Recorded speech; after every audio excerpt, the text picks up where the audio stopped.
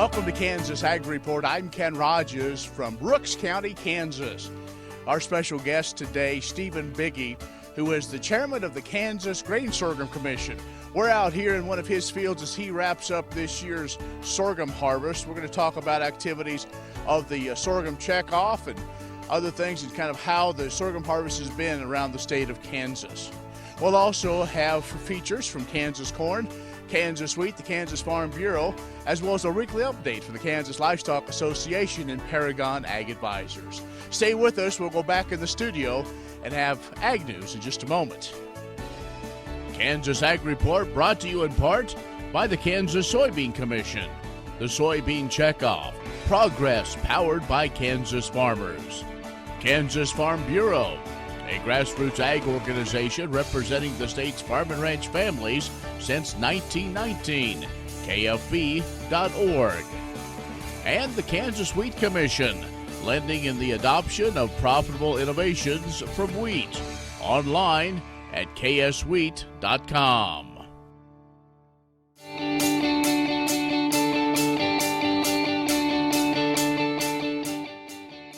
Well, it's good to be back in a warm studio. And agriculture news from agview.net. The latest Ag Economic Barometer improved to a reading of 136 in October. That's up 15 points compared to September.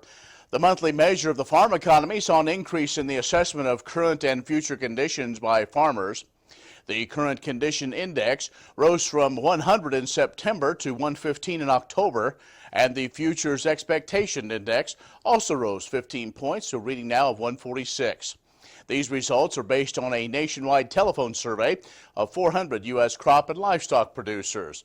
Organizers say farmers in October were more inclined to think now is a good time to make large investments in their farming operations. More farmers also said they expect farmland values to rise than they did in September. Although 3/4 of the farmers in this month's survey said they expect the soybean trade dispute with China to be resolved favorably with U.S. agriculture. 62% of producers said they expect also to receive another round of trade aid payments for the 2020 crop year. A USDA official has said that the U.S. hemp industry could have a producer-funded checkoff program coming soon. The Agricultural Marketing Services Director of the Specialty Crop Programs Promotion and Economic Division spoke at a Hemp Industry Association annual meeting. So they note, the director said, the hemp industry clearly has shown interest in paying fees to promote their product. They say the idea is that a rising tide would lift all boats. Now, if a checkoff program would come to fruition, hemp would join 21 other crops that have their own checkoff, things like soybeans, cotton, milk, pork, watermelon, and even popcorn. Growers would pay a mandatory fee to go into a fund that is used for research and marketing, and a checkoff then would benefit the emerging hemp industry struggling to get out from under the marijuana-related misconceptions. A checkoff program would also be seen as an endorsement from USDA, making hemp a legitimate crop with long-term potential. Now, thousands of farmers took the plunge into hemp production after the 2018 Farm Bill legalized production of the plant. Now, that flood of new growers is why some hemp farmers are struggling to find markets for this first post-Farm Bill harvest.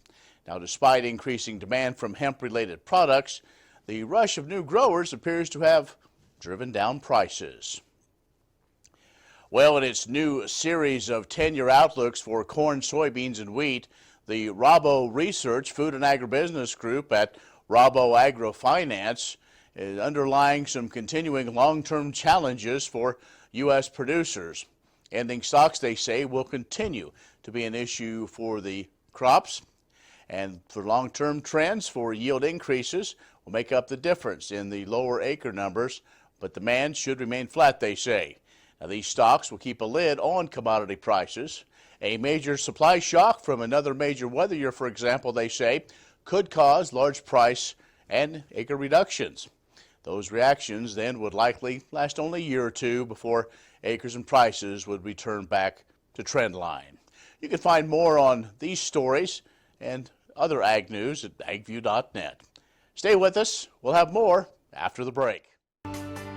Kansas Ag Report brought to you in part by the Kansas Livestock Association, supporting members' business interests and meeting consumer demands. KLA.org. Oldie Seed Farms, carrying soil-specific seed. Find them on the web at oldieseed.com. That's OHLDE seed.com. And Kansas Corn, building the future at kansascorn.com. Many seed companies claim to offer the latest genetics, but how many have tested those genetics in soils just like yours? The Oldie Seed Know to Grow research program has fully tested the latest seed genetics in soils that are right in your neighborhood. The Oldie Seed Know to Grow program can recommend the best performing hybrids from technologies like Enlist, Extend, and Liberty Link that will optimize the yield and profit of every acre on your farm. Contact Oldie Seed today. Kansas Corn reminds you that E15 fuel is the right choice for every kind of driver. For the car enthusiast, E15 has higher octane. For the thrifty driver, E15 is priced lower than regular unleaded. For the nature lover, E15 provides cleaner air. For the shopper who buys local, E15 has more ethanol from our Kansas corn farms. Choose E15 for a higher octane, lower price, cleaner American fuel. Message from the Kansas Corn Commission. Learn more at kscorn.com.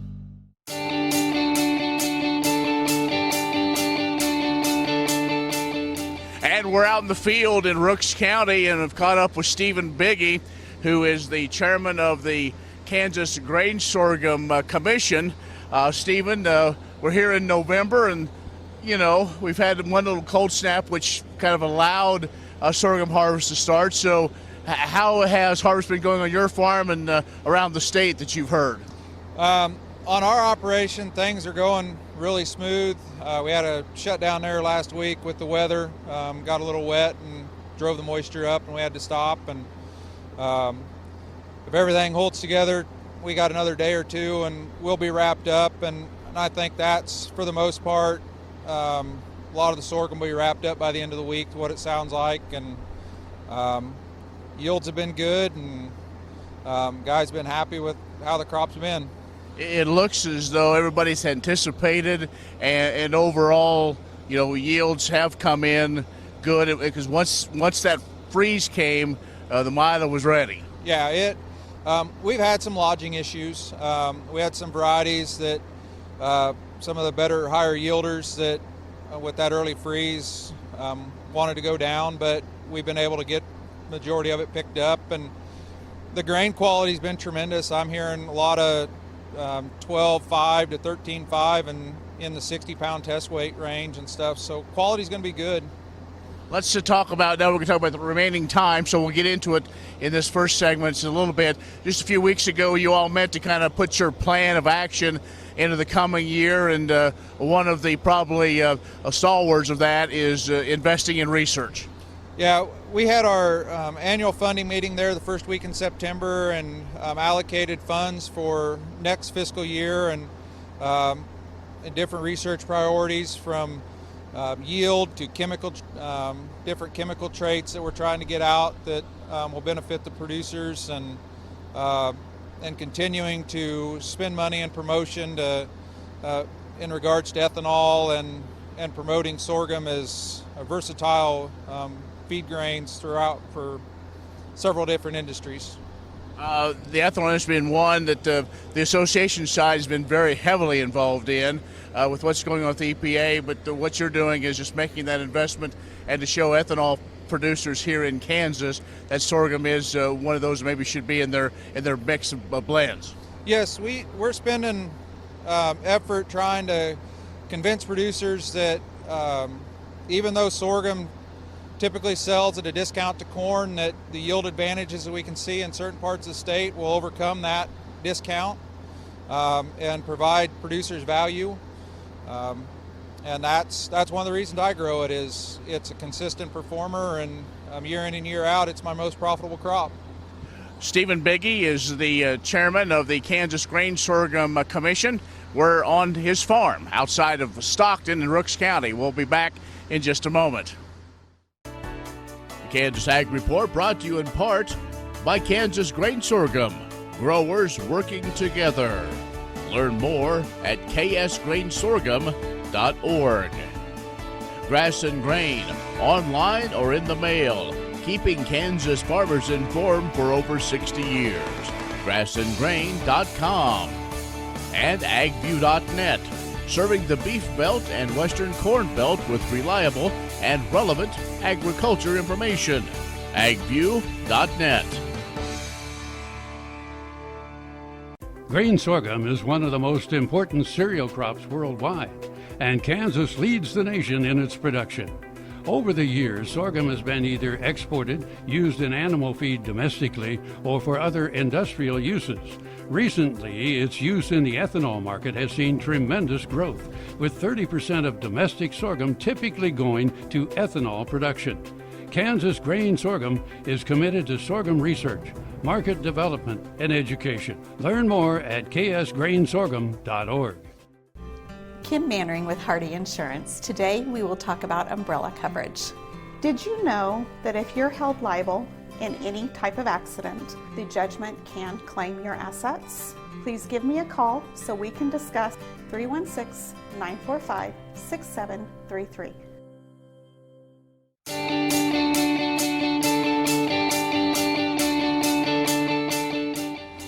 And welcome back to Rooks County, and Stephen Bigge, who is the chairman of the Kansas Grain Sorghum Commission, is with us this week. In fact, we're on his farm. He's just ready to wrap up the fall harvest, and as we've talked about, harvest has gone overall pretty well, and so that means planning and preparing for next year. And one of those things that the sorghum industry here in Kansas will be doing is having a series of roundtables to really get to the minds and hearts of producers moving forward with sorghum in Kansas. Yeah.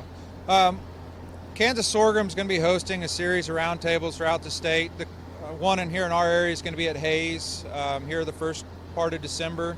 The purpose of those roundtables is to hear what sorghum producers are thinking and what sorghum producers feel are important for their operations and what they need to be successful, and what we need to do as an industry to provide them value. And one of the things that sorghum does, and of course, well, if folks don't know, Kansas is the leading sorghum producing state in the nation, and you have a leadership program, and many Kansans have taken part of that of leadership sorghum, and the next class is already ready to be finished up. Yeah, I was part of the initial sorghum leadership class. It's sponsored by the United Sorghum Checkoff. It's a program that's set up to give producers a wide view from everything from the seed industry to exports to domestic feed use and things that way. And they're just wrapping up. They're going to have graduation here in December for this current leadership sorghum class, and it's a great program. It gives you a lot of information as far as sorghum production and markets and things that way. And if anybody would have any interest in that, I would encourage them. There'll be another class starting soon. Encourage them to reach out to United Sorghum Checkoff or Kansas Sorghum Commission people, and we can get you the information to how to apply. You can learn an awful lot about it. It's one thing to produce it, but kind of everything that goes on the other parts of the year. Well, and the one good thing about the leadership program, like I said, I was a Class 1 graduate. I used it as an opportunity to step in, get on the Kansas Commission. Through the time, ended up as chairman, and 6 years ago when I went through that program, I wanted to told you I'd have been in the position I am right now, but I felt really comfortable coming into my commission seat, having gone through that program and the information I got out of it. Now, before we let you go, people are going to say, well, you didn't ask him about that one question. Of course, as we're talking, we're so close to getting a couple of trade deals done that could mean finally good things for sorghum, especially we look to China. And that's one of the big things that everybody's talking about is trade, and we're looking forward to the 17th here to see what comes of that. I personally hope it works. I've got some sorghum bin that's not priced, and I'm I'm hoping that we get a trade deal and we can see an increase in price, and even with some of the programs out there to help the farmers in this time with the trade issues and stuff, we need every dollar we can get right now, and I think with time the trade will come and will benefit long term. All right. Stephen Bigge, who is a farmer from Rooks County and the current chair of the Kansas Grain Sorghum Commission, has joined us. Actually, we've joined him from his farm in Rooks County. Stay with us. We'll have more coming up. The Kansas Wheat Innovation Center in Manhattan is rediscovering ways to get improved varieties and new genetics in the hands of farmers faster. Grower-led and checkoff-funded research initiatives are bringing about positive change. This grassroots leadership provides a strong voice in Topeka and Washington, D.C. Now is the time to partner with Kansas Wheat in moving wheat forward. Kansas Wheat Commission and Kansas Association of Wheat Growers. Farmers investing in their future and yours. Log on to rediscoverwheat.org. Imagine turning soybean oil, used cooking oils, and waste animal fats into fuel so amazing it drives U.S. jobs and our economy forward. Learn more about biodiesel at americasadvancedbiofuel.com.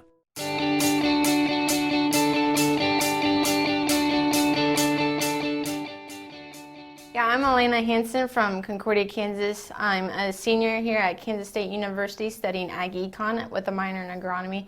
And this last year I was a part of Kansas Corn Collegiate Academy. And what that is we spent 4 weekend sessions together and kind of covered 6 different areas, including agronomy, livestock, ethanol, trade policy, education, all on a state level. And then we spent a weekend in Washington, D.C. where we learned about that on a national level. And so this was just a really great opportunity to see the corn industry from several different perspectives. And it was very eye-opening to me to gain the connections that we did and see how big of an impact that the corn industry has on not only the state but the country. Being able to see the corn industry from all those different aspects, it really gives me a broadened perspective. I grew up on a farm, so all I seen was corn in the field. I didn't realize what happened to it after it was harvested. So it really allowed me to be more educated in not just the agronomy area, but all areas. Someone who wasn't from a farm, I really think this would be even more beneficial for them to see how important corn is to our country. Grain sorghum is one of the most important cereal crops worldwide, and Kansas leads the nation in its production. Over the years, sorghum has been either exported, used in animal feed domestically, or for other industrial uses. Recently, its use in the ethanol market has seen tremendous growth, with 30% of domestic sorghum typically going to ethanol production.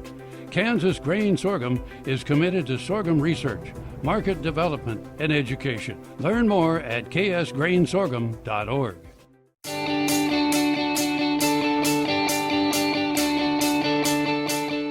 The Jack and Donna Veneer family continued their legacy of giving by donating $1 million to the Kansas Wheat Commission Research Foundation. The Veneer family said, "Wheat is something that touches lives from across the world every day, from the Kansas farmer to the suburban mom to children in developing countries. For our family, wheat is ingrained in our heritage and is a proud cornerstone of our business, so we are honored to give back to the industry that has blessed us with so much." In recognition of the Veneer family's forward-thinking gift, the Kansas Wheat Alliance has named a new wheat variety, KS Western Star.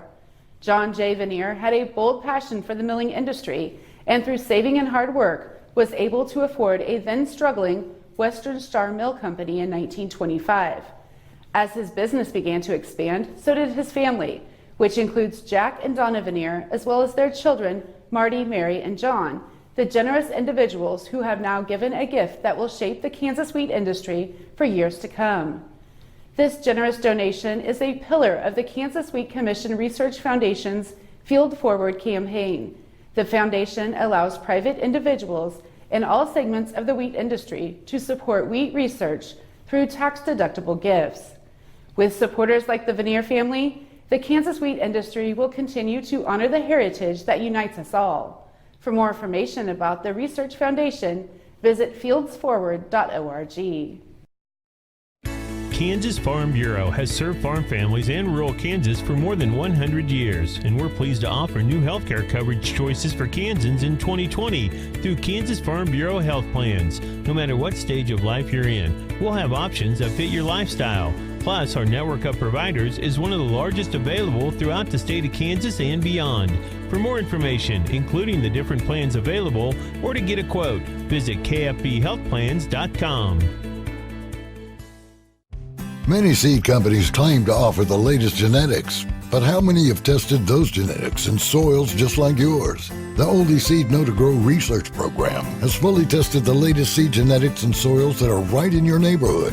The Oldie Seed Know to Grow program can recommend the best performing hybrids from technologies like Enlist, Extend, and Liberty Link that will optimize the yield and profit of every acre on your farm. Contact Oldie Seed today.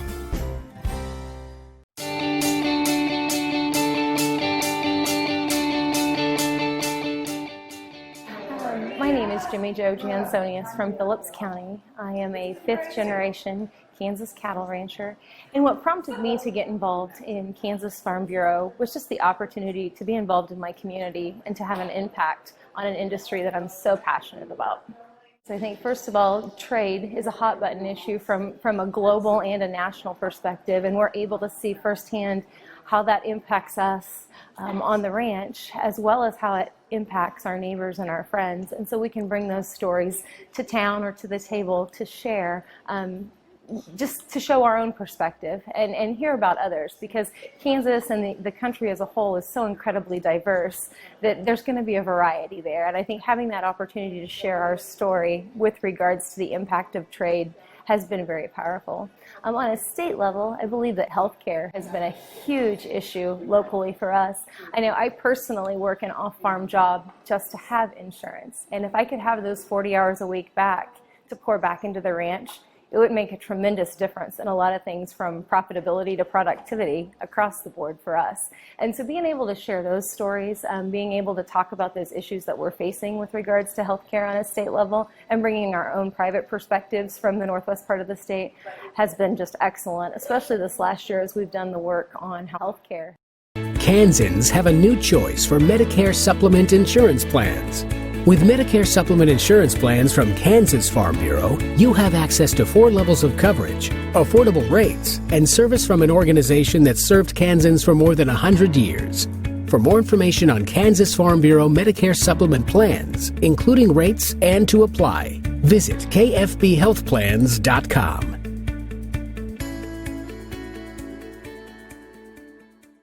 Information on your computer or mobile device. News and views on grains, livestock, policy, and opinions from newsmakers can be found by liking AgView on Facebook, and on Twitter, follow AgView News, a reliable and relevant source, agview.net.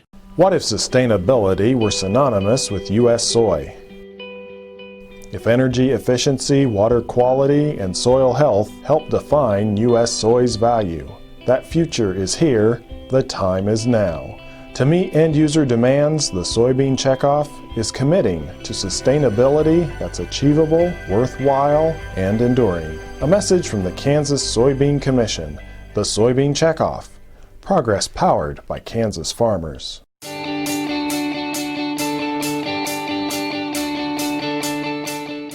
Checkoff dollars are funding a new campaign designed to meet the desire of consumers to learn more about how beef is produced on the farm and ranch. It addresses the findings of market research showing consumers consider how and where their food is raised when making a meal decision. Those in the target audience will see steps farmers and ranchers are taking to take care of their animals and to produce a high-quality beef under principles contained in the Beef Quality Assurance Program. The Integrated Consumer Marketing and Communication campaign includes a new video bringing the Beef Quality Assurance Program to life by highlighting how farmers and ranchers raise cattle using accepted practices. It can be viewed in the new Beef Quality Assurance section of www.beefitswhatsfordinner.com. Consumers also will learn more through interactive Instagram stories addressing common questions about how cattle are raised. The Beef Quality Assurance Program instills confidence in consumers by training ranchers and feeders on best practices and cattle management techniques.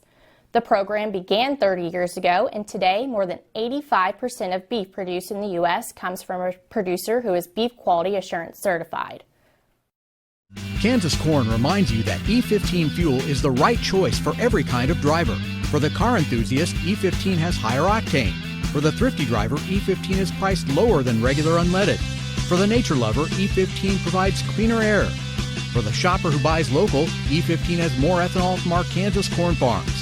Choose E15 for a higher octane, lower price, cleaner American fuel.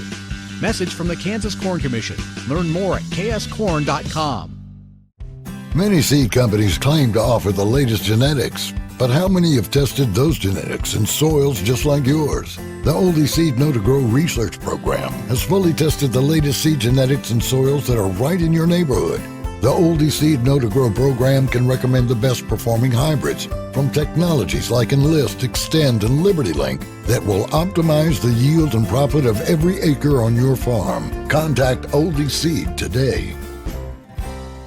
Agriculture information on your computer or mobile device. News and views on grains, livestock, policy, and opinions from newsmakers can be found by liking AgView on Facebook, and on Twitter, follow AgView News, a reliable and relevant source. agview.net.